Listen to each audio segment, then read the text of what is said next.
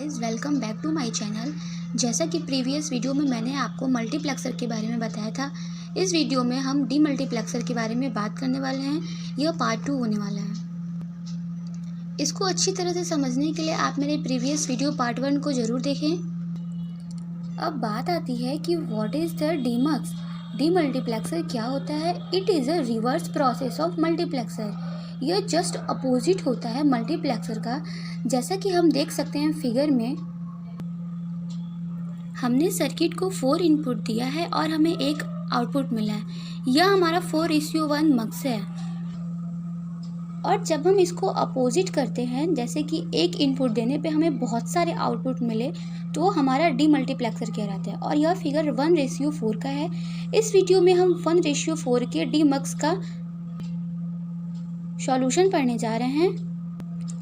जैसा कि हम सभी जानते हैं कि सर्किट डायग्राम बनाने के बाद हमें सेलेक्टिंग लाइन बनानी होती है और उसके लिए हम फॉर्मूला यूज़ करते हैं, जो कि मैंने पहले ही मेंशन कर लिया है।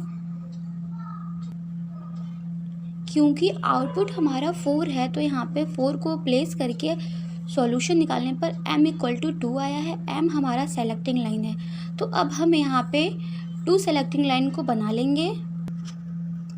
सेलेक्टिंग लाइन बनाने के बाद अब नेक्स्ट स्टेप होता है ट्रूथ टेबल निकालना। इसके लिए हम क्या करेंगे कि जितने हमारे सर्किट में मेंशन चीज़ें हैं उनको लिख लेते हैं। जैसा कि आप फिगर में देख सकते हैं, ई हमारा इनेबल है, S1 और S0 हमारा सेलेक्टिंग लाइन, और ये 4 हमारे आउटपुट हैं, जो कि यहाँ मेंशन है। सेलेक्टिंग लाइन यहाँ है और ई हमारा इनेबल यहाँ है। अब इसको लिखते कैसे हैं? तो सबसे पहले हम बाइनरी नंबर का यूज़ करेंगे सेलेक्टिंग लाइन और इनेबल के लिए। जैसा कि आप टेबल में देख सकते हैं, मैंने बाइनरी नंबर के साथ आउटपुट को भी लिख लिया है। बाइनरी नंबर जैसे कि 100, 101, 110, 111। इसके साथ ही आप यहाँ पे एक नोट कीजिएगा कि जब भी हमें डीमक्स निकालना हो किसी का भी, 2:1, 4:1, 1:2, 1:4, 1:8 या 1:16, तो सबसे पहले हम आउटपुट को बनाते समय इसको इंक्रीजिंग ऑर्डर या फिर डिक्रीजिंग ऑर्डर में लिख लेंगे। जैसे कि आई पहले यहाँ मेंशन है सेकंड प्लेस पे, फिर आई को थर्ड प्लेस पे करेंगे, फिर फोर्थ, फिफ्थ, इस तरह ये बढ़ता रहेगा। ये हमारा ट्रूथ टेबल हो गया। इसके बाद जो हमारा थर्ड स्टेप होता है वो होता है इक्वेशन बनाना।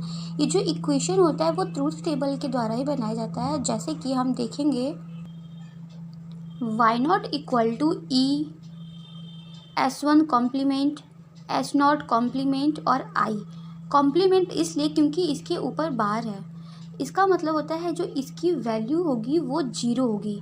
जब किसी नंबर्स के ऊपर कॉम्प्लीमेंट होता है तो उसकी वैल्यू 0 होती है, और जिसके ऊपर नहीं होता है उसकी वैल्यू 1 होती है।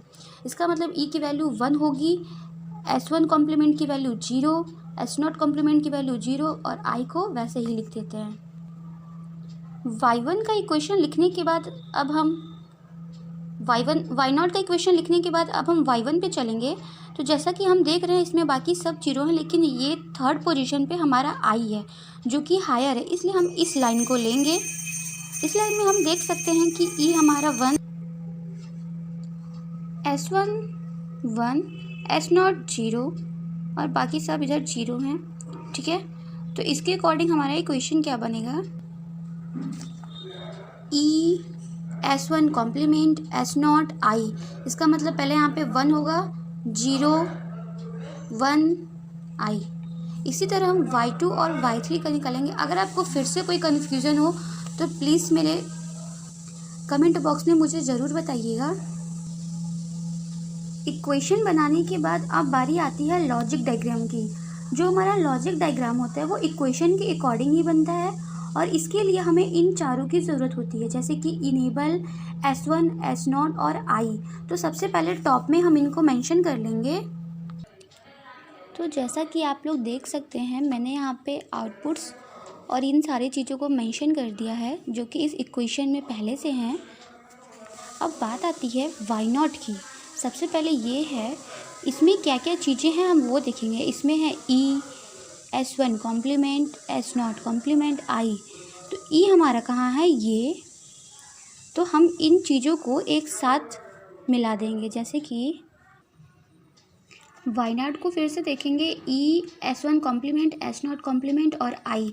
तो हमने ये जो हमारा लॉजिक सर्किट है इसको हमने आई से मिलाया, ई से मिलाया, S0 से मिलाया और S1 कॉम्प्लीमेंट से मिलाया। S0 और S1 को नहीं मिलाया क्योंकि इसमें S1 और S0 नहीं है। इसी तरह हम Y1 के लिए लॉजिक सर्किट बनाते हैं। इस लॉजिक डायग्राम को याद करने के लिए मैं एक और सिंपल ट्रिक बताती हूँ कि सबसे पहले हम इक्वेशन में देख लेंगे कि कौन सी चीज़ें कॉमन हैं। जैसे कि हम देख सकते हैं आई और ई इन चारों इक्वेशन में है, तो इसलिए हम सबसे पहले आई और ई को ज्वाइंट करा देंगे, फिर इसके बाद इन दोनों फंक्शंस के साथ करेंगे।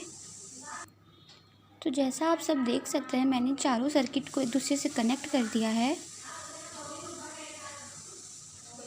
और इसी के साथ हमारा लॉजिक डायग्राम भी कंप्लीट हो जाता है।